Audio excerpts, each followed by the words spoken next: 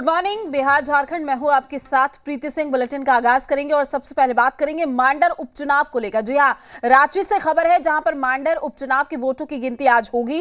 कांग्रेस नेता बंधु तिर्की की सदस्यता समाप्त होने के बाद 23 जून को वोटिंग हुई थी और मांडर के मैदान में वैसे तो 14 उम्मीदवार हैं, लेकिन मुख्य मुकाबला कांग्रेस की शिल्पी नेहा तिर्की, बीजेपी की गंगोत्री कुजूर और साथ ही निर्दलीय देव कुमार धान के बीच माना जा रहा है। 23 जून को हुए मतदान में इस सीट पर 2,17,000 मतदाताओं ने अपने मताधिकार का उपयोग भी किया था। अभी से थोड़ी देर बाद यानी कि लगभग 8 बजे से रांची के पंडरा कृषि बाजार में मांडर उपचुनाव की काउंटिंग शुरू होगी और इसके लिए पंडरा बाजार में कुल 3 हॉल में 7-7 की संख्या में टेबल लगाए गए हैं। मतलब 21 काउंटिंग टेबल पर 21 राउंड की गिनती होगी। चुनाव आयोग ने काउंटिंग को लेकर तमाम तरह की तैयारियां पूरी कर ली है। उम्मीद है कि दोपहर तक रिजल्ट भी सामने आ जाएगा।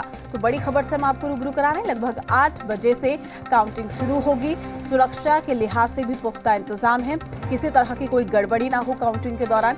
तो मांडर उपचुनाव में अगर हम बात करें तो मुकाबला त्रिकोणीय नजर आ रहा था। ऐसे में आज परिणाम सबके सामने होगा, आज तस्वीर सामने होगी। तो सुबह 8 बजे से शुरू होगी मतगणना। तो मांडर उपचुनाव में 14 उम्मीदवार अपनी किस्मत आजमा रहे हैं। दोपहर तक रिजल्ट परिणाम भी सामने आ जाएंगे। तो आपको बता दें कि थोड़ी ही देर बाद लगभग 8 बजे से वोटिंग शुरू हो जाएगी और जो मुख्य मुकाबला है कांग्रेस की शिल्पी नेहा तिर्की, बीजेपी की गंगोत्री कुजूर के बीच में देखने को मिल रहा है। हालांकि निर्दलीय देव कुमार धान के बीच में भी ये पूरा मुकाबला माना जा रहा है कि त्रिकोणीय मुकाबला बनता हुआ नजर आ रहा है। लेकिन परिणाम दोपहर तक जो तस्वीरें हैं वो साफ हो जाएगी। 23 जून को मतदान में इस सीट पर 2,17,000 मतदाताओं ने अपने मताधिकार का उपयोग किया था और 8 बजे से रांची के पंडरा कृषि बाजार में मांडर उपचुनाव की काउंटिंग शुरू होगी। इसके लिए पंडरा बाजार में कुल 3 हॉल में 7-7 की संख्या में टेबल लगाए गए हैं। मतलब 21 काउंटिंग टेबल पर 21 राउंड की गिनती होगी। चुनाव आयोग ने काउंटिंग को लेकर भी तमाम तरह की तैयारी पूरी कर ली है। उम्मीद है कि दोपहर तक रिजल्ट भी सामने आएगा। तो आपको बता दें कि 8 बजे से जो काउंटिंग है वो शुरू हो जाएगी। पुख्ता इंतजाम सुरक्षा के लिहाज से 21 टेबल लगाए गए हैं। 21 राउंड काउंटिंग होगी जिसके बाद तस्वीरें साफ हो जाएगी। तो 21 काउंटिंग टेबल पर मतगणना होगी। सुबह 8 बजे से शुरू होगी। रांची के पंडरा कृषि बाजार में उपचुनाव की काउंटिंग। तो मांडर उपचुनाव में 14 उम्मीदवार अपनी किस्मत आजमा रहे हैं। मांडर विधानसभा क्षेत्र के लिए हुए उपचुनाव की मतगणना अब से कुछ देर में शुरू होने वाली है। हम इस वक्त रांची के पंडरा स्थित मतगणना केंद्र पर हैं, जहां आप देख सकते हैं मतगणना केंद्र के बाहर बड़ी संख्या में पुलिस बल के जवान लगाए गए हैं। सुरक्षा के व्यापक इंतजाम है और इसके साथ ही कह सकते हैं कि कुछ ही देर में जो मतगणना है वो शुरू होगी। चाहे वो सभी उम्मीदवार के और दलों के जो काउंटिंग एजेंट हैं उनके अंदर जाने की बात हो या फिर जो मजिस्ट्रेट की ड्यूटी लगाई गई है, सभी लोग अपनी जो जिम्मेदारी निभाने के लिए काउंटिंग सेंटर के अंदर जा रहे हैं।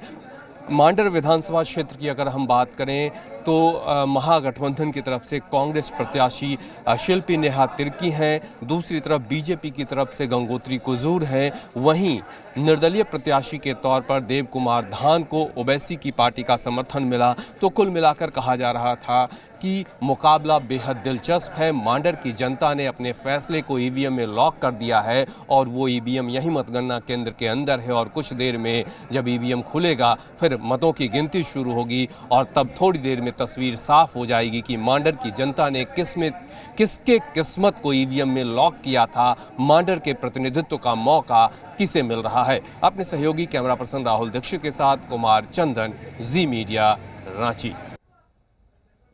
सुरक्षा के व्यापक इंतजाम मतगणना केंद्र पे किए गए हैं और लगभग 8 बजे से जो काउंटिंग है वो काउंटिंग शुरू हो जाएगी। सभी उम्मीदवार जो हैं और जो दल हैं उनके जो काउंटिंग एजेंट हैं वो अंदर जा रहे हैं। दूसरी तरफ आपको हम दिखाने की कोशिश करेंगे मतगणना केंद्र के जो बाहर जो प्रवेश द्वार है वहां बैरिकेडिंग किए गए हैं, बड़ी संख्या में पुलिस बल के जवान नियुक्त किए गए हैं ताकि जो काउंटिंग एजेंट हैं सिर्फ वही अंदर जा सके। कुल 21 टेबल बनाए गए हैं जिस पे काउंटिंग होनी है और संभावना जताई जा रही है कि समय से काउंटिंग शुरू होगी और लगभग 12 बजते बजते जो तस्वीर है वो पूरी तरह से साफ हो जाएगी।